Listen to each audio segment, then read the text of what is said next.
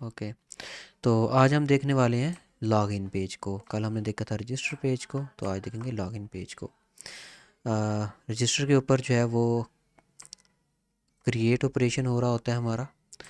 अब देखेंगे लॉगिन वाले पेज के ऊपर कौन सा ऑपरेशन हो रहा होता है और किस तरह से फ्रंट एंड और बैक एंड और उसका किस तरह से चीज़ें मिलके काम करती हैं।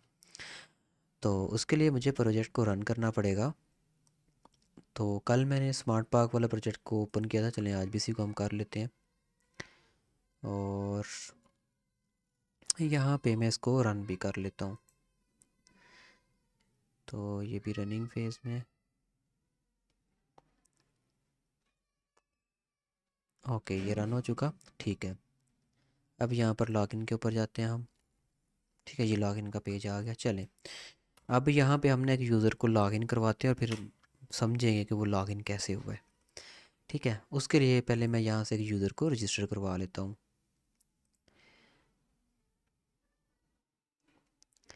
बल्कि नहीं, पहले हम यहाँ पर क्या करते हैं कि वैसे ही मतलब एक यूज़र जो है ना उसको लॉगिन करवाने की कोशिश करते हैं, ऐसा यूज़र जो हमें पता है कि वो रजिस्टर नहीं है।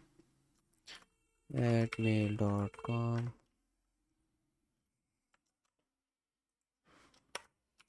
@mail.com एंड ठीक है। अब देखें, ये मैंने ईमेल लिखा, पासवर्ड लिखा, लॉगिन के ऊपर क्लिक किया तो या तो ये लॉगिन करेगा या फिर मुझे एरर दे देगा। ठीक है, तो उसने एरर दे दिया कि भाई इनवैलिड ईमेल और पासवर्ड। अब ये एरर कैसे आया और ये सारा कैसे हुआ है, चलें इसको देखते हैं। सबसे पहले वही चीज़ कि हम यहाँ पर चले जाते हैं लॉगिन वाले पेज के ऊपर। लॉगिन वाला पेज होगा यहाँ पे व्यूज़ के फोल्डर में। ये है हमारा व्यूज़ का फोल्डर, ये वाला। और इसके अंदर अकाउंट, और अकाउंट के अंदर जाके login.cshtml। ठीक है, ये हमारा लॉगिन का पेज आ गया। अब इसके अंदर भी देखें वही फॉर्म होगा, जैसे मैंने आपको बताया था ना कि डाटा जब भी हम यूज़र से लेते हैं या फिर सॉरी अपनी एप्लीकेशन से डाटा जब हम कलेक्ट कर रहे होते हैं या फिर डाटा यूज़र से लेते हैं तो वो फॉर्म के अंदर ही होता है।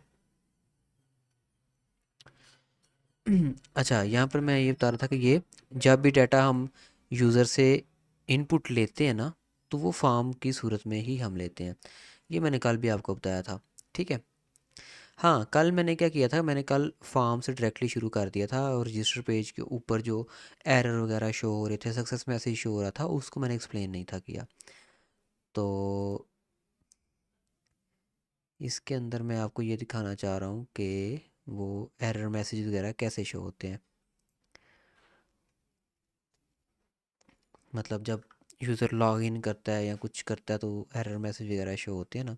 जैसे अभी पासवर्ड गलत तो हमने एंटर किया जानबूझ के, तो यहाँ पर ये मैसेज शो हो रहा है कि भाई इनवैलिड ईमेल और पासवर्ड। तो ये कैसे शो होता है इसको भी हम देखेंगे। ये देखें, ये ना थोड़ा सा कॉम्प्लेक्स कॉन्सेप्ट है। ठीक है, जो मैं अभी आपको समझाने जा रहा हूँ, लेकिन अच्छे से समझेंगे तो आपको समझ आ जाएगा। कोई इतना मुश्किल नहीं है थोड़ा सा कॉम्प्लेक्स। ठीक है, यहाँ पर ना ये देखिए हमने लिखा हुआ है await HTML partial async message. ठीक है, ये हम क्या कर सकते हैं कि हम HTML के पार्शियल पेजेस बनाते हैं। ओके, जिनको हम पेजेस के अंदर रेंडर कर सकते हैं। अगर आप यहाँ पर भी जो ओवरऑल आपको वेबसाइट नज़र आ रही है ना हमारी, इसके अंदर अगर आपको मैं बताऊँ तो मुझे यहाँ पे कोई पेन वगैरह ओपन करना पड़ेगा स्क्रीन पे। अभी इस टाइम मेरे पास कोई पेन नहीं है। हम्म, चलिए मैं क्या करता हूँ, मैं इसका स्क्रीनशॉट ले लेता हूँ, वहाँ पे हमारे पास पेन आ जाएगा। Just wait. ओके, तो अभी ये हमारी वेबसाइट है ना, ठीक है सारी। अब इसके अंदर पता है क्या है, आप ये तो आपको पहले भी ऑलरेडी पता होगा क्योंकि ये मैंने पहले बताया हुआ है कि ये जो ऊपर हमारी नैव बार है ना, ये ऊपर जो नैव बार है इसका कोड अलग फाइल के अंदर है। ठीक है, नैव बार का और इवन के फुटर का भी। ठीक है, ये हमारी एक अलग फाइल है उसके अंदर है। बाकी ये जो जितना हमारा एरिया ना, ये वाला, ये सारा एरिया, ठीक है, ये इसको हमने नाम दिया हुआ है कंटेंट एरिया का। ठीक है, जहाँ पे हमारा सारा कंटेंट लोड होता है, सारे पेजेस आके लोड होते हैं। ओवरऑल हमारी वेबसाइट का जो ऊपर नेव बार है ये कभी चेंज नहीं होती और ना ही नीचे जो फुटर है ये चेंज होता है। ठीक है, तो इसके अंदर हमने किया क्या हुआ एक्चुअली कि हम ये जो हमारा पेज है, मेन पेज हमारा ये है नेव बार वाला, इसके अंदर हम हर पेज को रेंडर करवा रहे हैं।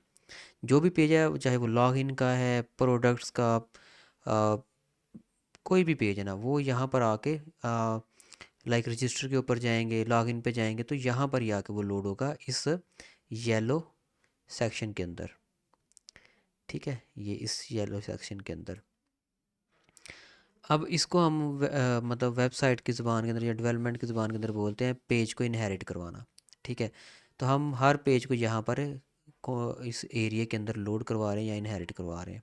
ठीक है, तो इस तरह जब हमने करना हो ना, तो हमें क्या करना पड़ता है, इसका तरीकाकार क्या है, वो ये है, इसके अंदर ASP.NET के अंदर वो तरीकाकार ये है कि हमें जो पेज है उसको यहाँ पर डिक्लेयर करना पड़ता है।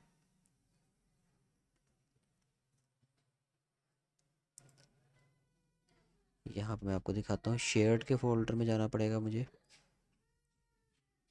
ठीक है, ये देखें, शेयर्ड के फोल्डर के अंदर ऐसे पेजेस जिनको हम दूसरे पेजेस के अंदर लोड करना चाह रहे हो, उनको हमें शेयर्ड के पेज, ये शेयर्ड का एक फ़ोल्डर होता है। ठीक है, इसके अंदर आके यहाँ पर हमें उसको डिक्लेयर करना पड़ता है। तो यहाँ पर देखिए अंडरस्कोर मैसेज के नाम से हमने एक पेज जो है ना डिक्लेयर किया हुआ है। अब ये पेज एक्चुअली क्या कर रहा है, जस्ट सक्सेस के मैसेज या जो एरर मैसेज आएंगे बैकएंड की तरफ से, उनको वो शो कर रहा है HTML के अंदर। ठीक है, तो इसी पेज को हमने बस एक दफ़ा ये एक पेज बना लिया मैसेज वाला। ठीक है, और इसको हम हर पेज के ऊपर बस रेंडर करवा रहे हैं।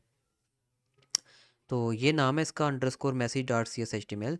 तो यहाँ पर आप देखें लॉगिन के अंदर हम इसको यहाँ पर ये रेंडर करवा रहे हैं, इस तरह से हमें इसको रेंडर करवाना पड़ता है। @await HTML dot partial async, और इसके अंदर हमें जो हमारा पेज है उसका नेम पास करना पड़ता है। तो ये हमने उसका नेम पास किया हुआ है। अब जो भी एरर है, अगर वो सक्सेस का होगा तो वो ग्रीन कलर के अंदर शो होगा, अगर वो एरर का तो वो इस तरह रेड कलर के अंदर शो होगा। I hope you understand. ठीक है, तो ये मैसेज इस तरह शो हो रहे हैं। इनको मैंने ये रजिस्टर वाले पेज के ऊपर भी हमने अप्लाई किया हुआ है, ये देखें रजिस्टर डॉट CSHTML। तो ये देखें, ठीक है, ये अप्लाई हुआ है।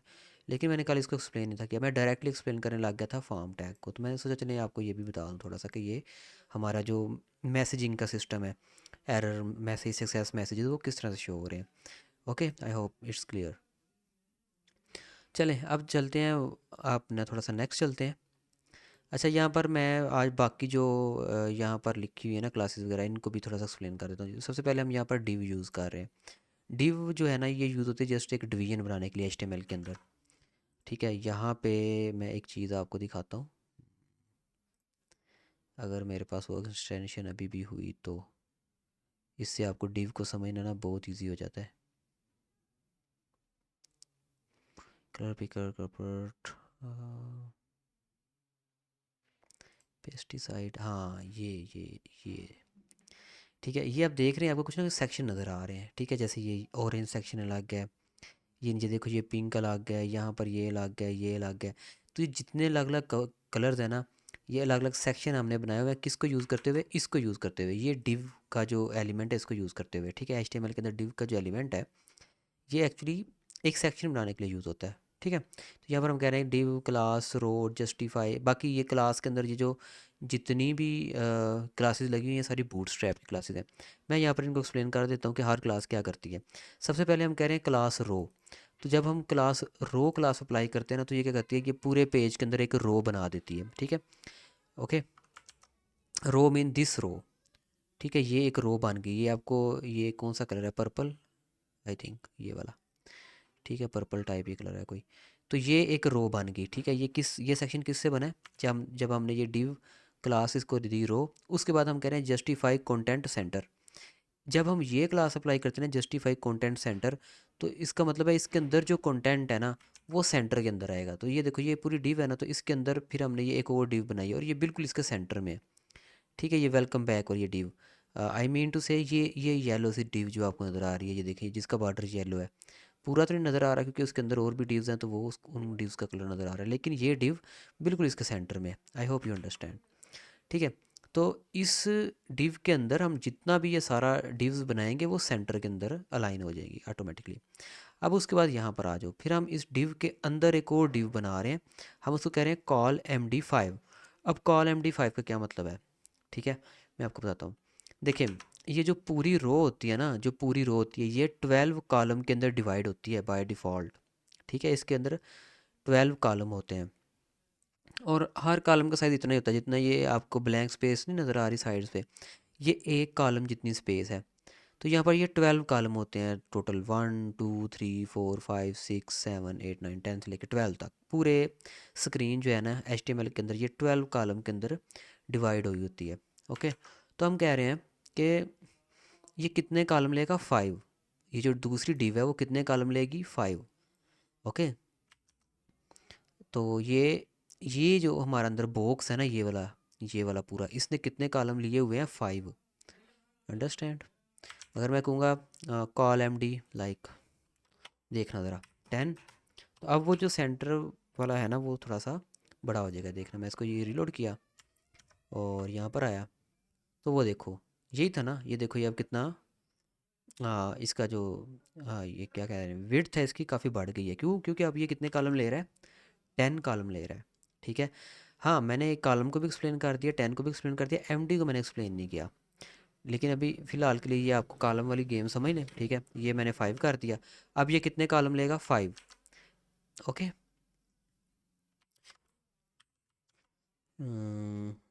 इसको फिर से हम रीलोड कर लेते हैं एक दफ़ा, तो ये देखिए वापस वो अपनी पोजीशन में आ गया। ठीक है, आई होप। अब आ जाते हैं MD की तरफ, कि MD क्या है अंदर। ये पूरी क्लास का नेम है call MD5। What is MD? MD का मतलब है आपका स्क्रीन साइज़। ये ज़रा ध्यान से समझना फिर से। असल में आप अभी जिस फेज़ के ऊपर जा रहे हैं ना, यहाँ पे सारे कंसेप्ट ही ऑलमोस्ट कम्प्लेक्स हैं।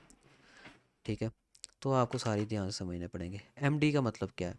MD का मतलब होता है मीडियम स्क्रीन साइज़। आपने देखा मोबाइल फ़ोन की जो स्क्रीन है ना, वो उसका साइज़ कुछ और होता है। जब हम लैपटॉप यूज़ कर रहे हैं उसकी स्क्रीन का साइज़ कुछ और होता है। और फिर आ जाते हैं हमारे बड़े मोनीटर्स, ठीक है, बड़ी LCDs, उनका साइज़ कुछ और होता है। तो बेसिकली बूटस्ट्रैप, जिन्होंने लिखी हुई ना बूटस्ट्रैप, उन्होंने,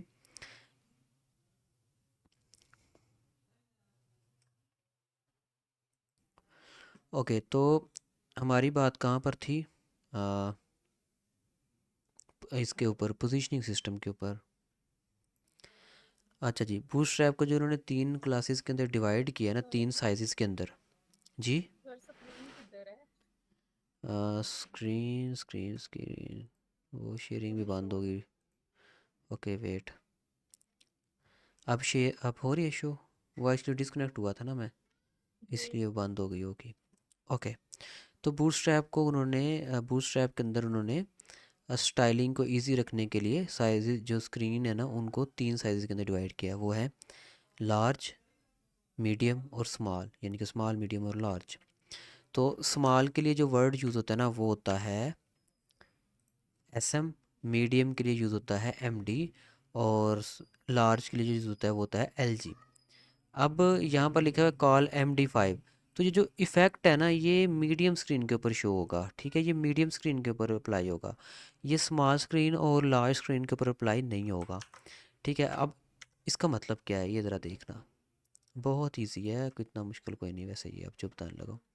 देखो, ये जो मेरे लैपटॉप की भी स्क्रीन है ना, बल्कि जितने ऑलमोस्ट लैपटॉप हैं सभी की स्क्रीन जो साइज़ है ना वो मीडियम के अंदर ही आता है। ठीक है, तो हर लैपटॉप के ऊपर आपको ये बॉक्स का साइज़ इतना ही दिखने वाला है। ओके, लेकिन जैसे ही हम इसको फ़ोन के ऊपर स्विच करते हैं ना, अभी ये फ़ोन का साइज़ है, तो यहाँ पर भी वैसे यही आ रहा है, बल्कि नहीं, अब यहाँ पर चेंज हो गया। देखो, अब ये कितने कॉलम ले रहा है, अब ये ऑलमोस्ट सारे ही कॉलम ले रहा है। ठीक है, लेकिन जैसे ही हम इसको, ये भी आई होप उसके अंदर ही आता है, स्मॉल साइज़ के अंदर आता है। अब देखो, ठीक है, यहाँ पर ये साइज़ स्विच हुआ है, देखना, यहाँ तक जो साइज़ है ना ये स्मॉल कंसीडर किया जा रहा है, लेकिन ये जैसे ही थोड़ा सा बड़ा करूँगा, ये देखो, ठीक है, अब ये कौन सा साइज़ के अंदर हम एंटर हो चुके हैं, ये मीडियम साइज़ के अंदर एंटर हो चुकी है स्क्रीन। ओके, इसकी ब्राउज़र की स्क्रीन। तो इसलिए अब ये कितने कॉलम ले रहा है, जस्ट 5 जितने हमने यहाँ पे डिक्लेयर किए हैं। और जैसे हम इसको बड़ा करते जाते हैं तो ये अब सारी ये मीडियम स्क्रीन ही कंसीडर की जाएगी। हाँ, अगर कोई बहुत बड़ा मॉनिटर होता तो फिर वो लार्ज वाला जो सिनेरियो वो भी आ जाना था। तो ये आप हो आपको जो है ना, आप समझ आ गई होगी कि M D mean medium screen के ऊपर 5 कॉलम लेगा। हाँ, हम यहाँ पर स्मॉल स्क्रीन के लिए भी क्लास एक लिख सकते हैं। तो स्मॉल के लिए देखना ज़रा, वो बस ये होती है कॉल एम डी है ना, तो यहाँ पर मैं करता हूँ एस एम। और एस एम पे पहले वो सारे के सारे कॉलम ले रहा था, लेकिन अगर मैं यहाँ पर कर दूँ 6, तो अब देखना अब क्या होता।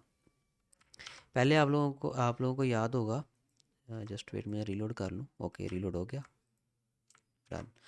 पहले आप लोगों को याद होगा कि जब मैं इसको छोटा किया था तो इसने पूरा पेज ही ले लिया था। लाइक अगर ऐसे किया था ना, तो ये अब भी वैसे पूरा पेज ही ले रहा है। ये पूरा पेज इसने ले लिया, ठीक है।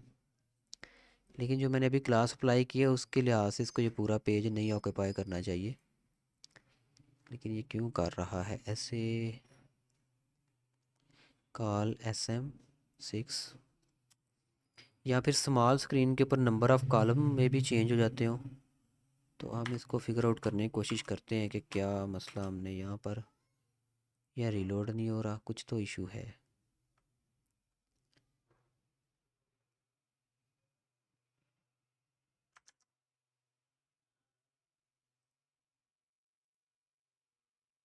नहीं, हाँ ये कुछ हुआ है, ये देखो ज़रा। ठीक है, S M, S M size ये कंसिडर किया जाता है।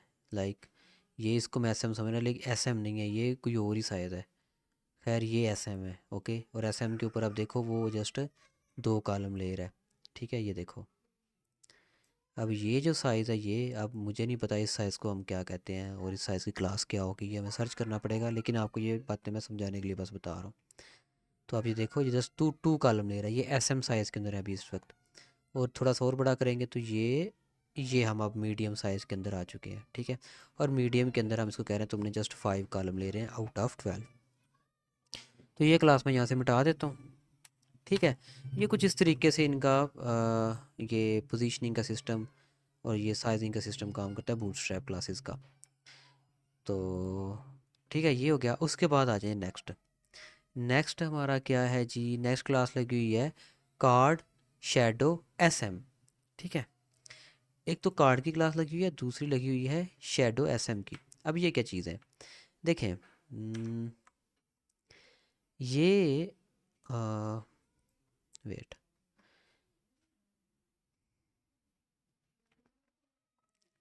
यहाँ पर मैं फिर से,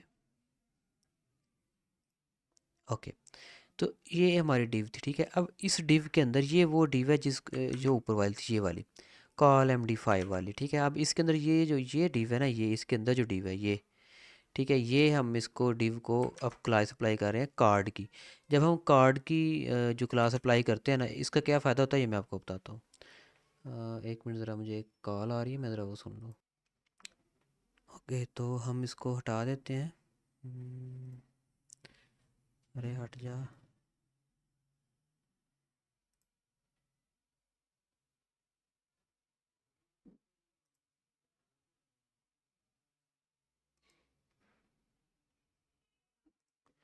रीलोड करना पड़ेगा आई थिंक इसको हटाने के लिए। हाँ, हट गई। तो ये जो डिव है ना, ये है हमारी कार्ड डिव। और यहाँ पर आप अगर नोटिस करो तो इसके नीचे थोड़ा थोड़ा ना शेडो आ रहा है, ये देखें। आपको ज़रा गौर से देखना पड़ेगा, इसके नीचे शेडो है। इस शेडो को मैं हटा के दिखाता हूँ, फिर आपको ज़्यादा फ़र्क वाज़ेह हो जाएगा। तो ये क्लास है इसकी बूटस्ट्रैप की, अगर हम इसको हटा दें लाइक इस तरह से, Ctrl+S, इसको मैं रिलोड कर देता हूँ। तो अब देखें, अब वो शेडो नज़र नहीं आ रहा बिल्कुल भी। इसके नीचे ना थोड़ा मतलब वो था ब्लैक कलर का, ठीक है। और मैं थोड़ा सा इसको स्प्लिट कर देता हूँ स्क्रीन को, ताकि आपको फ़र्क वादे नज़र आए, ठीक है। दोबारा से मैं लगा के दिखाता हूँ। ओके, ये आ गया। और मैं इसको रीलोड करता हूँ, रीलोड। तो आप देखें थोड़ा सा नीचे ना ब्लैक ब्लैक आया है शेडो, ज़्यादा कोई इतना फ़र्क महसूस नहीं होता। तो ये जो क्लास है वो शेडो लगाती है। और जो कार्ड की क्लास है इसको कार्ड की शेप देती है। कार्ड की शेप बस ये होती है कि थोड़े से जो एजेस हैं वो राउंड हो जाते हैं, मतलब इतना नोटिसेबल नहीं होते, थोड़े थोड़े राउंड हो जाते हैं, बिल्कुल थोड़े थोड़े। तो ये क्लास की जो है ना कार्ड ये काम करती है। अब ये जो डिव है, इसके अंदर हम फिर से एक और डिव बना रहे हैं। कौन सी? ये वाला डिवीजन वाला हम हिस्सा बना रहे हैं, ब्लू वाला। वेलकम बैक जिसके अंदर लिखा हुआ है, ये देखिए हम वेलकम बैक लिखने के लिए हेडिंग 4 का हमने यूज़ किया है, और वेलकम बैक। अच्छा, अब इसके अंदर जो क्लासेस लगी हैं ये इनको भी हम देख लेते हैं वन बाय वन। सबसे पहले कार्ड हेडर, ठीक है। तो ये क्लास ये बताती है कि ये कार्ड का हेडर है, तो ये पूरी कार्ड के ऊपर जो है ना इस तरह से इसको हेडर बना देती है, ठीक है। उसके बाद हम कह रहे हैं बीजी प्राइमरी। बीजी प्राइमरी मीन इसका जो बैकग्राउंड कलर है वो हम यहाँ पर स्पेसिफाई करें बीजी प्राइमरी। और कलर्स का तो मैंने आपको बताया ही हुआ है कि प्राइमरी मीन्स ब्लू और सक्सेस मीन ग्रीन, इस तरह से। लेकिन अगर मैं यहाँ पर बीजी इसका करूँगा सक्सेस, तो ये आपको पता ही आइडिया होगा कि कौन सा कलर हो जाएगा, ग्रीन हो जाएगा। ये देखें उसका कलर ग्रीन हो गया है, ठीक है। तो ये क्लास ये काम कर रही है, उसका बैकग्राउंड कलर सेट कर रही है बीजी प्राइमरी। उसके बाद बूटस्ट्रैप की जहाँ भी ये क्लास आएगी ना, बीजी बीजी लिखा होगा और आगे कुछ लिखा होगा, उसका मतलब ये होगा कि बैकग्राउंड की कोई चीज़ प्रॉपर्टी सेट हो रही है। उसके बाद हम कह रहे हैं टेक्स्ट वाइट, यानी कि इस डिव के अंदर जो भी टेक्स्ट होगा उसका कलर क्या होगा, वाइट, तो वो आप देख सकते हैं वाइट ही है। देन है टेक्स्ट सेंटर, यानी कि इसके अंदर जो भी हम टेक्स्ट लिखेंगे वो सेंटर के अंदर आएगा, तो ये आप ये डिव है और टेक्स्ट आप देख सकते हैं ये पूरा सेंटर के अंदर है। I hope you understand. उसके बाद नेक्स्ट चलते हैं। नेक्स्ट आ जाता है हमारा फिर से एक डिव हमने बनाया हुआ है कार्ड बॉडी, ठीक है। क्योंकि कार्ड की जो बॉडी है, ये बॉडी इसके अंदर हमने ये शो करवाना था ईमेल पासवर्ड और उसका लॉगिन का बटन। तो ये डिव को हमने नाम दिया क्लास साइन की कार्ड बॉडी, ठीक है। अब इस कार्ड बॉडी के अंदर हमने ये फॉर्म लिया, ठीक है। अब इस फॉर्म के अंदर फिर हम ये अपने लेबल फील्ड्स और ये वाला पासवर्ड का लेबल उसकी फील्ड और ये बटन ऐड करेंगे। फॉर्म को मैं कल अच्छे से मैंने एक्सप्लेन कर दिया था कि उसका एक एक्शन मेथड होता है, फिर उसका एक कोई मेथड होता है, और पोस्ट का गेट का दो मेन यूज़ होते हैं, इसको मैं एक्सप्लेन कर चुका हूँ तो यहाँ पर नहीं जाऊँगा। तो अब डायरेक्टली हम इसको फॉर्म को देखते हैं।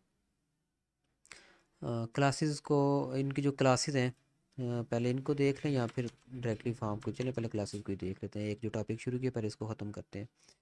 सबसे पहले यहाँ पर हम एक डिव बना रहे हैं, ठीक है। उसके अंदर हम क्या कर रहे हैं, उसके अंदर हम कह रहे हैं क्लास MB3। अच्छा, ये जो MB जो है ना, ये क्लासेस भी आपको देखने को मिलेंगी, MB और MT।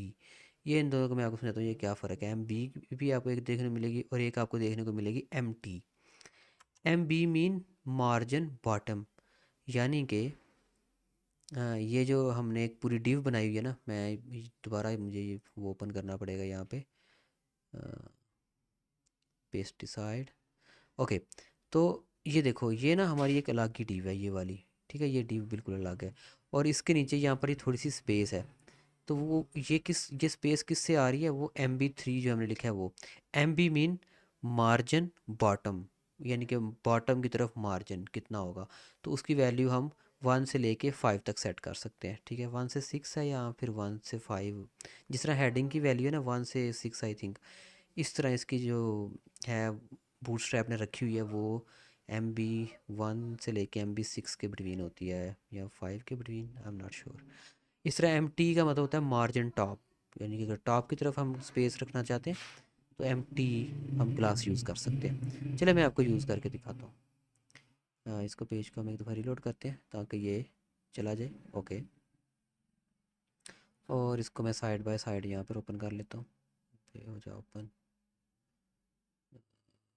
ठीक है। तो यहाँ पर मैं एक क्लास लगा के दिखाता हूँ, बल्कि इसी को हम छेड़छाड़ कर लेते हैं, इससे MB5 कर देता हूँ, ठीक है। तो अब देखना ये जो पासवर्ड है ना ये थोड़ा और नीचे आ जाएगा, ठीक है। मैं यहाँ पर Ctrl+S और इसको हम हार्ड रिलोड करते हैं यहाँ से, ये देखो, ठीक है। ये स्पेस अब बढ़ गई है, तो ये MB आप आई होप यू अंडरस्टैंड। तो ये जो डिव है उसका जो बॉटम मार्जिन है वो बढ़ा रही है। अब नेक्स्ट चलते हैं, मैं वापस से 3 कर देता हूँ, ओके, ठीक है। ये क्लास यहाँ पर लगी थी। अब इस डिव के अंदर हम यहाँ पर एक लेबल बना रहे हैं, लेबल को जो क्लास दिया वो है फॉर्म लेबल। और यहाँ पर इस तरह फिर हम एक इनपुट फील्ड बना रहे हैं, उसको हमने फॉर्म कंट्रोल की क्लास दी। जितने भी हम जब बूटस्ट्रैप हम यूज़ कर रहे हो ना, जितनी भी हम इनपुट्स बनाते हैं उनको हम यही क्लास देते हैं फॉर्म कंट्रोल, और जितने भी लेबल हैं उनको हम फॉर्म लेबल की क्लास देते हैं। जिससे क्या होता है कि इनकी डिज़ाइनिंग जिस तरह से हो जाती है और जो इनपुट्स होती हैं उनकी डिज़ाइनिंग भी ऑटोमेटिकली हो जाती है कुछ इस तरीके से, ठीक है। अगर ना ये हम क्लासेस दें तो देखना, मैं आपके ना ये क्लासेस हटा के दिखाता हूँ कि इनकी डिज़ाइनिंग किस तरह की होगी। बल्कि हटा क्या दिखानी है, यहाँ पर मैं आपको ना एक थोड़ी सी चीज़ दिखाता हूँ। CS ट्रिपर, हाँ ये देखो। अब ये जो आप देख रहे हो ना पेज, ये भी बिल्कुल सही से काम करेगा, लेकिन अभी मैंने क्या किया, मैंने इसकी CSS हटा दी है। मतलब एक हिसाब से कह लें कि मैंने इसकी बूटस्ट्रैप बिल्कुल ख़त्म कर दी है। तो देखो क्लास के बगैर अगर हमने क्लास ना अप्लाई की होती तो हमारे लेबल कुछ इस तरह से दिखने थे और हमारे जो इनपुट फील्ड्स हैं कुछ इस तरीके से दिखनी थी।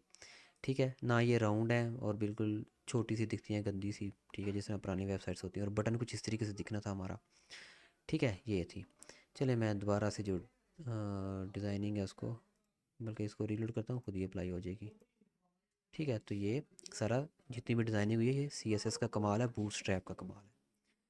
ओके, चलें बढ़िया हो गया इसका ये बूटस्ट्रैप का। अब हम अपने ओरिजिनल टॉपिक की तरफ वापस चलते हैं। बाकी मैं नीचे वाली क्लासेस इसलिए नहीं एक्सप्लेन करूँगा क्योंकि ये वही क्लासेस लगी हुई हैं बिल्कुल जो हम पहले एक्सप्लेन कर चुके हैं। ये BTN से आप फेमिलियर हो गए, BTN प्राइमरी और विड्थ 100 का मतलब होता है उसकी चौड़ाई। और क्या है यहाँ पे, बाकी ये कार्ड फुटर है।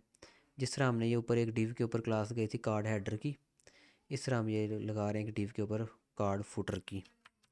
ये देखो, ये कार्ड फुटर कुछ इस तरह सा फिर वो शेप बन जाती है उसकी। ये पता लग रहा है कि ये कार्ड का फुटर है और ये कार्ड का हेडर है। ठीक है, ये चीज़ बाकी और किसी क्लास को मैं एक्सप्लेन नहीं करने वाला। इस तरह से आप खुद यानी कि देख सकते हो कि अगर आपको कोई बूटस्ट्रैप, आप कोई पेजेस वगैरह देख रहे हो तो आप खुद देख सकते हो कि भाई ये बूटस्ट्रैप की क्लास क्या कर रही है, ये बूटस्ट्रैप की क्लास क्या कर रही है। ओके, चलें अब आते हैं बैक टू लॉजिक।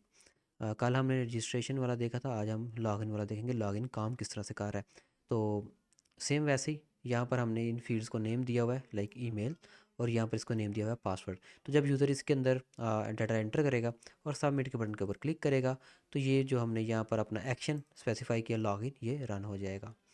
ठीक है, तो यहाँ पर आप चलते हैं हम बैक एंड कोड की तरफ। ये वाला जो लॉगिन का जो हमारा फंक्शन है ये कहाँ पर लिखा हुआ है, तो ज़ाहिर बात है कंट्रोलर के अंदर होगा। कंट्रोलर, और कंट्रोलर के अंदर ये कौन से कंट्रोलर में होगा, अकाउंट कंट्रोलर में। यहाँ पर भी आप आके देख सकते हो, ये देखो अकाउंट कंट्रोलर और उसका लॉगिन का जो मेथड है वो हमारा यूज़ हो रहा है। यहाँ से जो लिंक होता है ना, इससे आप दो चीज़ों का पता लगा सकते हो। आप व्यूज़ का भी पता लगा सकते हो कि ये कौन सा व्यू यूज़ हो रहा है, लाइक कौन सा HTML का पेज यूज़ हो रहा है। और इससे आप ये भी पता लगा सकते हो कि कौन फंक्शन कौन सा यूज़ हो रहा है। तो व्यूज़ भी हमारे ऐसे ही डिस्ट्रीब्यूटेड होते हैं, लाइक मैं एक दफ़ा इसको क्लोज़ कर दूँ सारा। ठीक है, अब अगर ओपन करूँ तो देखो, अगर इसका हमने पेज फाइंड करना है, इस वाले अभी जहाँ पर हम हैं इसका अगर हमने फ्रंट एंड का पेज ढूंढना है यानी कि व्यू ढूंढना है, HTML की फ़ाइल ढूंढना है, तो वो भी यही होगा। व्यूज़ के फोल्डर के अंदर जाके अकाउंट का फोल्डर होगा और उसके अंदर लॉगिन की फ़ाइल होगी। ठीक है, तो ये देखना ज़रा, ये हम गए व्यूज़ में और ये अकाउंट का फोल्डर और इसके अंदर login.css HTML, तो ये है उसका फ्रंट एंड का यानी कि व्यू वाला पेज। ओके, HTML वाला पेज। अब अगर इसका हमने मेथड ढूंढना है तो वो भी बहुत ईजी है, अकाउंट और उसके अंदर लॉगिन वाला। तो यहाँ पर जाएंगे कंट्रोलर में, कंट्रोलर ये रहा कंट्रोलर, और इसके अंदर अकाउंट कंट्रोलर, और अकाउंट कंट्रोलर के अंदर हमारा लॉगिन का फंक्शन कहीं पे लिखा होगा। ठीक है, ये रजिस्टर का है, इसको जिसको हमने कल देखा था, और ये रहा लॉगिन का। ठीक है, बट ये गेट है। ठीक है, ये गेट फंक्शन है और ये रहा पोस्ट फंक्शन। तो ये हमारा, ये जब ये बटन प्रेस होगा ये वाला लॉगिन का, तो ये पोस्ट का फंक्शन रन करेगा। क्यों? क्योंकि यहाँ पर हमने स्पेसिफाई किया हुआ है login.html में कि एक तो ये है कि ये लॉगिन वाला एक्शन रन करेगा और मेथड क्या होगा, पोस्ट। तो इसलिए अगर तो मेथड पोस्ट है तो फिर पोस्ट वाला लॉगिन रन करेगा, अगर गेट होता तो फिर गेट वाला जो है ना वो रन होना था। ठीक है, यहाँ पर हमने दोनों लिखे हुए हैं। ये देखो, ये गेट वाला, लेकिन ये गेट वाला कुछ भी नहीं कर रहा, बस व्यू को ला के यहाँ पर रिटर्न करवा रहा है। और ये पोस्ट वाला एक्चुअल काम ये पोस्ट वाला कर रहा है। ठीक है, पोस्ट वाला लॉगिन फंक्शन।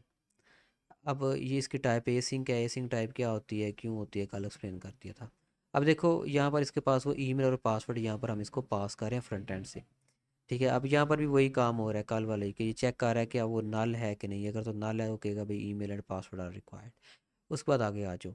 अब वो क्या कर रहा है, ठीक है नल नहीं है उसके अंदर डाटा है, तो अब क्या करेगा वार यूज़र। अब यहाँ पर वो एक यूज़र नाम का वेरिएबल क्रिएट कर रहे हैं और हम कह रहे हैं await D B dot user, यानी कि यूज़र के टेबल के अंदर जाओ और वहाँ पे फर्स्ट और डिफ़ॉल्ट एसिंक यहाँ वहाँ पर ढूंढो कि ईमेल के नाम से या कोई जो ईमेल यहाँ पर यूज़र ने टाइप की हुई है उसके साथ मिलती जुलती कोई ईमेल है, और उसके साथ मिलता जुलता कोई पासवर्ड है कि नहीं है। ठीक है, ये फाइंड करो, ये हम इसको कह रहे हैं यहाँ पे कोड के थ्रू। ओके, तो अब कह रहे हैं if user is equal to null, यानी कि अगर यूज़र के वेरिएबल के अंदर कुछ भी नहीं आया, और वो कुछ भी तब नहीं आएगा जब उससे मिलता जुलता कोई उसको रिकॉर्ड नहीं मिलेगा। I hope you understand.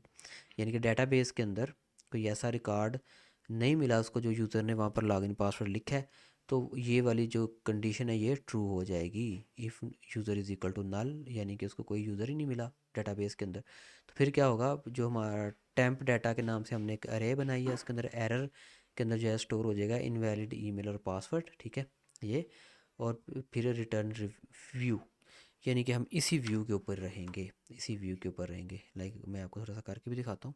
जैसे अभी मैंने एक एरर थ्रो करवाया था जानबूझ के। ठीक है, अब ये मैंने वैसे एक मेल लिख दी गलत मलत, तो देखो वो कह रहा है इनवैलिड ईमेल और पासवर्ड। तो ये यहाँ पर व्यू हमें दोबारा से व्यू ही रिटर्न करने जा रहे हैं। Return view means same page को रिटर्न कर दो, यानी कि लॉगिन के पेज के ऊपर ही हम रहे हैं और साथ में ये एरर ऊपर आ गया। ठीक है, अब आगे चले। आगे वो कह रहा है अब अगर ये कंडीशन ट्रू नहीं होती तो हमारा कोड आगे चलेगा ना, फिर यहाँ पर आ जाएगा। फिर अब हम यहाँ पर सेशन सेट कर रहे हैं। ठीक है, सेशन डॉट सेट यूज़र की आईडी सेशन के अंदर स्टोर करवा रहे हैं। सेशन होता है कि जब कोई यूज़र आता है वेबसाइट के ऊपर लॉगिन करता है ना, तो उसकी जो इन्फॉर्मेशन होती है ना वो हम वेबसाइट के ऊपर स्टोर कर लेते हैं for more operations, for future operations. Generally जो हम यूज़ करते हैं वो यूज़र उसकी आईडी होती है यूज़र की, और उसका नेम होता है और उसका रोल होता है। ठीक है, रोल क्यों स्टोर करते हैं, ताकि हमें पता लगे कि भाई एडमिन ने लॉगिन किया है या फिर एक रेगुलर यूज़र ने लॉगिन किया है। और उसी रोल के हिसाब से फिर हमने वहाँ पर ऑप्शन वगैरह शो करवाने होते हैं ना, एडमिन को और ऑप्शन शो करवाने हैं, जो रेगुलर यूज़र है उसको और शो करवाने हैं। इसलिए इस तरह यूज़र का नेम है, तो यूज़र का नेम हमने अगर वेबसाइट के ऊपर शो करवाना हो तो उसको हम स्टोर करवाते हैं। जैसे अगर मैं यहाँ पर आपको दिखाऊँ, ये हमने कल एक यूज़र रजिस्टर किया था ना, मैं इसको लॉगिन करता हूँ। ठीक है, तो ये देखो ऊपर लिखा आ रहा है हेलो यूज़र, तो उसका जो नेम है वो हम स्टोर करवा रहे हैं, किस लिए, यहाँ पे शो करवाने के लिए। ठीक है, ये सेशन से ही उठा के हम यहाँ पर शो करवा रहे हैं। I hope you understand. Okay, और उसके बाद होता है यूज़र आईडी। यूज़र आईडी भी हम शो करते हैं उसके डाटा, उसके रिलेटेड डाटा, यूज़र के रिलेटेड जो डाटा है, स्पेसिफिक जो यूज़र के रिलेटेड डाटा है वो शो करवाने के लिए। नेक्स्ट है क्रिएट क्लेम, तो यहाँ पर हम क्लेम्स बना रहे हैं। लाइक उसका नेम क्या है, उसका ईमेल क्या है, इस तरह से उसका रोल क्या है, ये हम बना रहे हैं। उसके बाद है वार आइडेंटिटी, ये भी क्लेम बनाने के कोई है प्रोसीजर सारा। ठीक है, वार प्रिंसिपल, एंड उसके बाद मतलब ये स्टोर करवा रहे हैं कि यहाँ पर यूज़र ने कौन से यूज़र ने लॉगिन किया, उसका नेम क्या है, बस ये चीज़ें। अब यहाँ पर हम इसको साइन इन करवाएंगे। Await H T T P context dot sign in async, और यहाँ पर हमने जो चीज़ें बनाई हैं कुकी अथेंटिकेशन डिफ़ॉल्ट और ये चीज़ें, अथेंटिकेशन स्कीम और प्रिंसिपल, ये हम यहाँ पर इसको पास कर रहे हैं और साथ में ये मैसेज शो कर रहे हैं कि भाई तुम सक्सेसफुली लॉगिन हो गए हो। ठीक है, और हमारा कोड यहाँ पर तभी आएगा जब उसका जो पासवर्ड और ईमेल है वो करेक्ट होगी। अगर तो रोंगा तो यहाँ से ही वो यूज़र को एरर मैसेज रिटर्न करके काम ख़त्म कर देगा, लेकिन अगर करेक्ट है तो फिर वो यहाँ पर इसी से पे आएगा, उसके वो यूज़र नेम वगैरह सेट होगा, सेशन के अंदर स्टोर होगा। और फिर ये एक्चुअली वो फंक्शन है जो यूज़र को साइन इन करवाता है, साइन इन एसिंक। ठीक है, और ये शो भी करवा देगा सक्सेस लॉग इन सक्सेसफुली। ठीक है, और उसके बाद ये return user dot role is equal to user role dot admin. अगर तो जो रोल है वो एडमिन होगा तो वो उसको कर देगा डैशबोर्ड पे, और कौन से डैशबोर्ड पे, एडमिन के डैशबोर्ड पे। अदरवाइज़ वो कहाँ पे उसको करेगा, यूज़र के डैशबोर्ड पे। ये जो सिंटैक्स आप देख रहे हैं ये मॉडर्न सिंटैक्स है इसका if else का, ठीक है। यहाँ पर हम if else भी यूज़ कर सकते थे और भी अप्रोच यूज़ कर सकते थे, लेकिन ये मैंने चैट जीपीटी से लिखवाया है।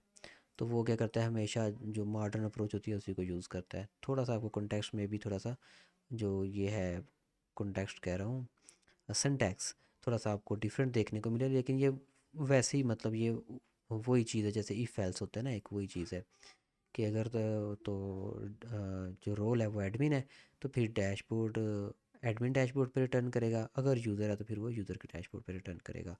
तो ये था कंप्लीट हमारा लॉगिन का सारा प्रोसेस। और फिर से इस ऑपरेशन के अंदर कौन सा लॉगिन के काम के अंदर देखें कौन सा ऑपरेशन हुआ है, यहाँ पर रीड का ऑपरेशन परफॉर्म हुआ है। यहाँ पर वो रीड का ऑपरेशन परफॉर्म हुआ है कि वो डेटाबेस के अंदर से जाकर डाटा को रीड कर रहा है, क्योंकि आप पहले से जो यूज़र ने ईमेल और पासवर्ड लिखा है क्या उससे मिलता जुलता कोई रिकॉर्ड मौजूद है कि नहीं। तो इस सिनेरियो के अंदर हमारा रीड ऑपरेशन हुआ है, ठीक है। जो कल हमने ऑपरेशन देखे थे क्रिएट, ये कराड के अंदर क्रिएट, रीड, अपडेट और डिलीट, तो इसके अंदर इस केस के अंदर हमारा रीड ऑपरेशन हमारा रन हुआ है डेटाबेस के अंदर। तो यही था आज के लिए। यहाँ तक अगर कुछ समझ ना आया तो वो आप पूछ सकते हैं।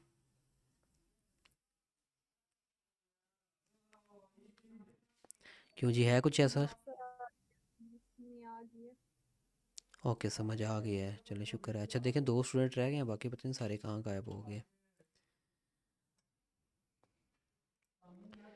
बाद में फिर उन्होंने कहना है जी हमें तैयारी करा दो अलग से, ये कर दो वो कर दो, तो वो तो नहीं फिर होगा।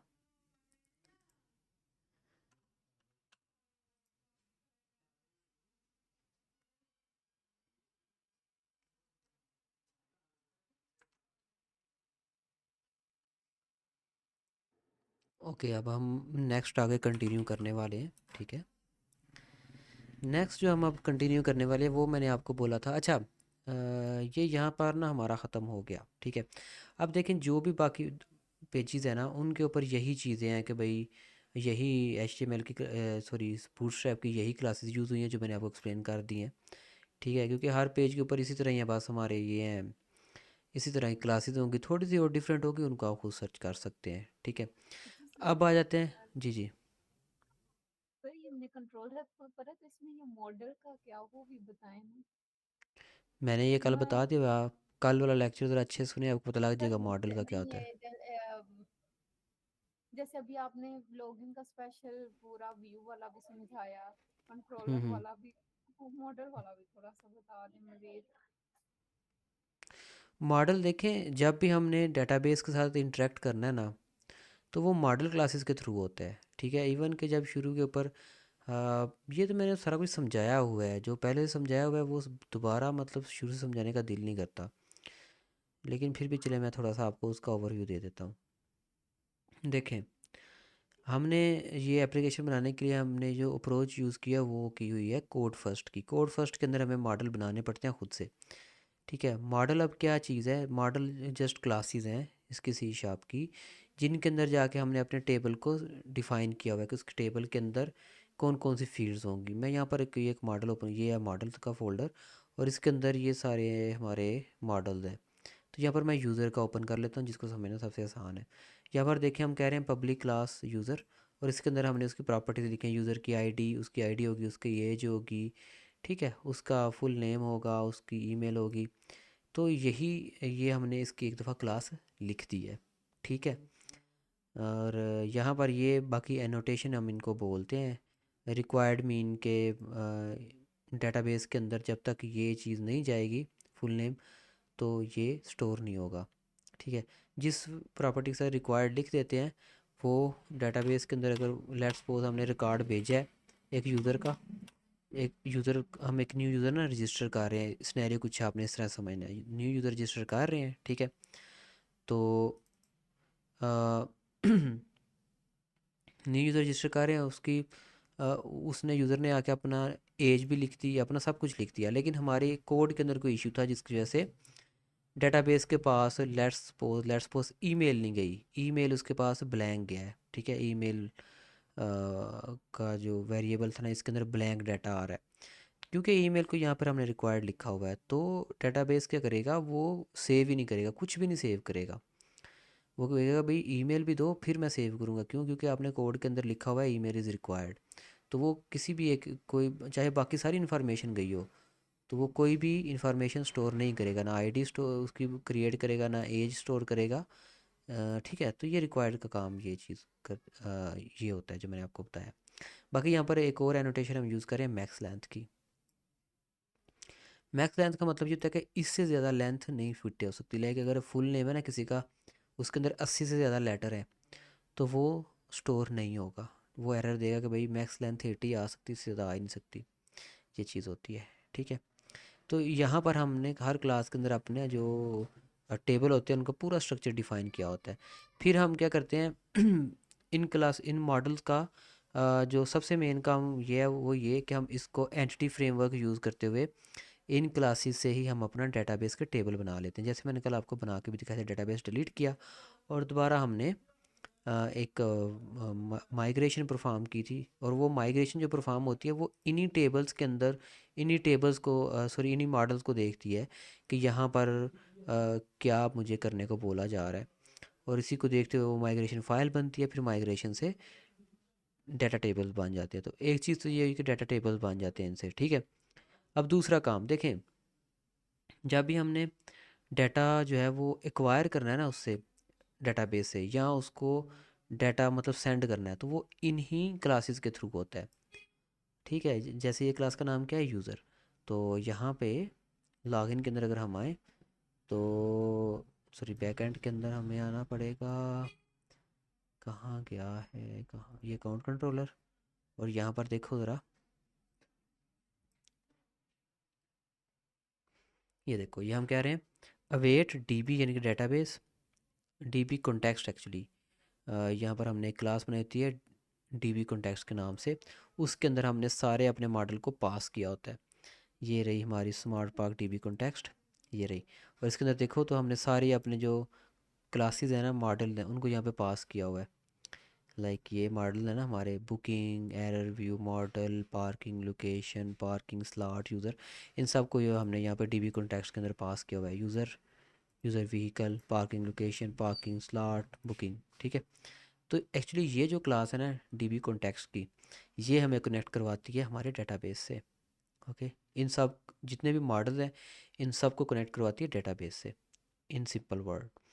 तो यहाँ पे अगर आप देखो, तो ये जो अंडरस्कोर डीबी है ना, हमने इसी क्लास का नाम अंडरस्कोर डीबी रखा हुआ है। अगर मैं ऊपर आऊँ तो ये देखो ज़रा, ये देखो स्मार्ट पार्क डीबी कॉन्टेक्स्ट, और इसका नाम हम क्या रख रहे हैं, underscore dB, that's it. Okay, तो यहाँ पर हम कह रहे हैं डॉट यूज़र, यानी कि ये डीबी कॉन्टेक्स्ट के अंदर जो एक मॉडल है यूज़र का, ठीक है, उसके अंदर जाके तुमने सर्च करना है। क्या सर्च करना है, ईमेल और पासवर्ड को। तो ये मॉडल्स ही हैं जिनके थ्रू हम डाटा जो है वो सर्च करते हैं डेटाबेस के अंदर जाके। I hope you understand. ठीक है, तो ये एक होता है इनका काम, यानी कि डायरेक्टली हम डेटाबेस से इंटरेक्ट नहीं करते, मॉडल्स के थ्रू करते हैं। समझ लग गई?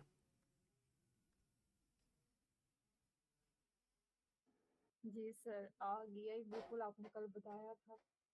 जी, मैं वही तो कह रहा हूँ, मैंने कल भी बताया था आप जो है ना वो क्लास सर मुझे लगा वो ठीक है, वो डीबीओ कॉन्टेक्ट में आपने बताया ना कि सारी फाइल्स इसमें होती हैं, तो वो मैं थोड़ी सी कंफ्यूज इस वजह से हुई थी कि वो जैसे आपने आगे व्यू और कंट्रोलर का अलग अलग बताया ना कि जिसमें अलग अलग उनके फोल्डर्स होते हैं, इसमें ये हम्म। पड़ा हुआ है, इसमें ये, तो फिर वो मैं मॉडल में कंफ्यूज हो गई। वो मुझे याद है आपने कल बताया था डीबीओ यूजर, ये वाला जो है ना डीबीओ वाला, इसमें सारा पड़ा हुआ है डाटा मॉडल्स का। जी जी, मॉडल्स को मतलब मॉडल्स हैं, ठीक है। मॉडल से हम एक तो उनका फ़ायदा ये है, उनसे हम डेटाबेस का टेबल बना लेते हैं। लेकिन बाद के अंदर हमारी जो ऐप है वो किस तरह इंटरेक्ट करेगी डेटाबेस के साथ, देखें। जो रिक्वेस्ट है वो पहले जाएगी डीबी कॉन्टेक्स्ट के पास, ठीक है। डीबी कॉन्टेक्स्ट लेके जाएगा टेबल के पास, और या इस तरह कह लें कि टेबल जो है या टेबल्स, वही आप थोड़ा सा कंफ्यूज हो जाएंगे। मतलब कि डीबी कॉन्टेक्स्ट जो है ना हमारी क्लास, ये मॉडल्स के दरमियान और डेटाबेस के दरमियान कह लेंगे एक कनेक्शन है। ठीक है, तो वो इस तरीके से काम करता है। डीबी कंटेक्स्ट जो क्लास है ना, वो एक कनेक्शन है बिटवीन डेटाबेस के टेबल और हमारे मॉडल्स के दरमियान। जी। ये काम करता है। ओके। और अच्छा, अब ये है कि जिस तरह ये आपने देखा कि लॉगिन के पेज के ऊपर रीड ऑपरेशन हो रहा है और रजिस्टर के पेज के ऊपर क्रिएट ऑपरेशन हो रहा है, इसी तरह से हर पेज के ऊपर उन चार ऑपरेशन में से कोई एक ऑपरेशन हो रहा होता है, क्राड ऑपरेशन में से, क्रिएट, रीड, अपडेट और डिलीट में से। ठीक है। तो अब यहाँ पर ये बात आती है कि हमने क्या समझना है, मतलब किस हद तक हमें अंडरस्टैंडिंग होनी चाहिए वाइवा के लिए। ठीक है। तो वाइवा के लिए आपको इस हद तक अंडरस्टैंडिंग होनी चाहिए। सबसे पहली बात वो ये कि अगर आपसे वो किसी भी कोड का पूछते हैं कि ये कोड कहाँ है, तो आपको पता होना चाहिए कि ये कोड कहाँ पर है। ठीक है। आपके सामने कोई भी पेज ओपन है ना, तो आपको ये पता होना चाहिए कि उसका कोड कहाँ पर है। ओके। तो एक तो चीज़ ये हो गई, और वो मैंने बताया हुआ है कि वो आपने कैसे ढूंढना है। दूसरी चीज़ ये होनी चाहिए कि आपको थोड़ी बहुत अंडरस्टैंडिंग होनी चाहिए कोड की। लेकिन अगर वो आपको ये कह देता है यहाँ पे थोड़ा नीचे जाओ, नीचे जाओ, नीचे जाओ, आप आ रहे नीचे, वो कह रहा है अच्छा जी ठीक है, यहाँ पे रुक जाओ, और वो कहते हैं जी लाइन नंबर 145 से लेकर लाइन नंबर 150 तक मुझे एक्सप्लेन करो कि यहाँ पर क्या हो रहा है। तो आपके पास थोड़ा बहुत आइडिया होना चाहिए कि यहाँ पर क्या हो रहा है। ठीक है। तो आपको थोड़ा सा इसका सिंटैक्स समझने की ज़रूरत है कि यहाँ पर क्या हो रहा है। ठीक है। जैसे यहाँ पर अगर मैं बात करूँ, कहीं पर भी एक जगह पर रुक जाऊँ, लेट्स सपोज यहाँ पर रुक गया 150 पे, तो 150 तो नहीं, खैर वो यहाँ से शुरू करेंगे इफ से। तो यहाँ पर क्या हो रहा है। ठीक है। तो आप ऊपर आकर देखोगे कौन सा फंक्शन है जी, मैनेज प्रोफाइल का। ठीक है। तो ज़ाहिर बात है ये फंक्शन वो है जो यूज़र का जो प्रोफाइल है उसको मैनेज करने के लिए यूज़ हो रहा है, लाइक प्रोफाइल को चेंज करने के लिए यूज़ हो रहा है। फिर आप उस हिसाब से उनको थोड़ा सा एक्सप्लेन कर दें। जैसे यहाँ पर 143 से हम शुरू करें, इफ़ वांट्स पासवर्ड चेंज, यानी कि अगर यूज़र, हम यहाँ पर कह रहे हैं अगर यूज़र पासवर्ड चेंज करना चाह रहा है तो फिर क्या होगा। इफ़ स्ट्रिंग इज़ नल और वाइट स्पेस करंट पासवर्ड, यानी कि जो करंट पासवर्ड यूज़र ने टाइप किया वहाँ पर अपना, वो वो नल है, हम चेक कर रहे हैं क्या वो नल है। न्यू पासवर्ड नल तो नहीं, कन्फर्म पासवर्ड नल तो नहीं है। ठीक है। यहाँ पर ये जो फंक्शन है इसका काम यही है, मैंने कल भी बताया था कि ये चेक करता है कि जो डाटा आ रहा है वो नल तो नहीं है, वो एम्प्टी तो नहीं है। हाँ, यहाँ पर ये भी है कि अगर आप इसको थोड़ा सा होवर करें ना, तो यहाँ पर ये बता देता है कि इसका काम क्या है। जैसे देखें, indicate whether a specified string is null, empty और consist only of white spaces character. White spaces character means space का बटन अगर हम प्रेस करते जाएं विदाउट टाइपिंग एनीथिंग तो वो होगा वाइट स्पेस। ठीक है। और भी कुछ करैक्टर हैं जो वाइट स्पेस क्रिएट करते हैं, तो ये वो चेक करता है बस। तो ये आप देख सकते हैं इसका काम यहाँ पर आ गया। तो इस तरह आपने उनको एक्सप्लेन करेंगे यहाँ पर ये हो रहा है। फिर आप उनको यहाँ पर बता देंगे अगर अच्छा ये कंडीशन ट्रू होती है तो फिर हम यहाँ पर एरर शो करवा रहे हैं, to change your password fill in all password fields. ठीक है। और फिर हम यूज़र को रिटर्न, वो जो व्यू है वो रिटर्न करवा रहे हैं। एरर जब आ जाता है फिर उसको वही व्यू हम रिटर्न करवा देते हैं। उसके बाद if user dot password hash, यानी कि जो यूज़र का पासवर्ड है, ठीक है, is not equal to current password, अगर उसका जो जो पासवर्ड उसने करंट पासवर्ड टाइप किया है, ज़ाहिर बात है जब यूज़र पासवर्ड चेंज करने जाता है तो हम उससे उसका करंट पासवर्ड भी पूछते हैं। जैसे आप अपने किसी प्रोफाइल का पासवर्ड चेंज करते हो तो उससे पहले आपको करंट पासवर्ड लिखना पड़ता है। एलएमएस का पासवर्ड भी आप चेंज करते हो, आपको आइडिया होगा इस चीज़ का। तो अगर हम कह रहे हैं कि if not equal to current password, ठीक है, तो फिर हम उसको शो कर देंगे करंट पासवर्ड इज़ इनकरेक्ट, कि भाई अपना पासवर्ड तो सही लिखो फिर तुम न्यू पासवर्ड सेट कर सकोगे। और यहाँ पर कह रहे हैं if new password is not equal to confirm password, तो न्यू पासवर्ड और कन्फर्म पासवर्ड अगर वो इक्वल नहीं है तो हम कहेंगे new password and confirmation do not match. Like जब पासवर्ड हम चेंज करते हैं तो हम उसको दो जगह पे लिखते हैं, न्यू पासवर्ड और कन्फर्म पासवर्ड दो फील्ड्स होती है ना, तो वो हम उसको कह रहे हैं कि भाई वो मैच नहीं कर रही। तो इस तरह कोड आपको एक्चुअली थोड़ा सा रीड करना आना चाहिए, उसको अंडरस्टैंडिंग थोड़ी सी आपको होनी चाहिए।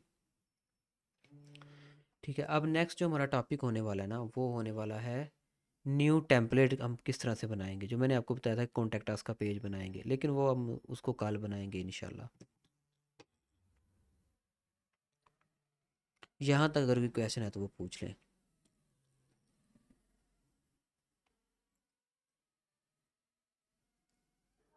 हाँ, क्यों जी, चलो एनी आ गया क्वेश्चन? समझ। चलें, सही हो गया फिर तो। सर बस कल का एक दिन थोड़ा सा दे दें, परसों नहीं अगली क्लास रख लीजिएगा, प्रैक्टिस कर लेंगे जरा। नहीं नहीं, वो तो सारी बात रिकॉर्ड हो रही है तो उसका कोई इशू नहीं है। मैं इंशाल्लाह ये कल ही लूँगा क्लास, क्योंकि बाकी भी प्रोजेक्ट्स के स्टूडेंट्स हैं ना, उनकी भी क्लासेस लेनी है। जी चलें जी, ठीक है, ओके। आपका कोई और क्वेश्चन नहीं है तो मैं क्लास को एंड कर रहा हूँ।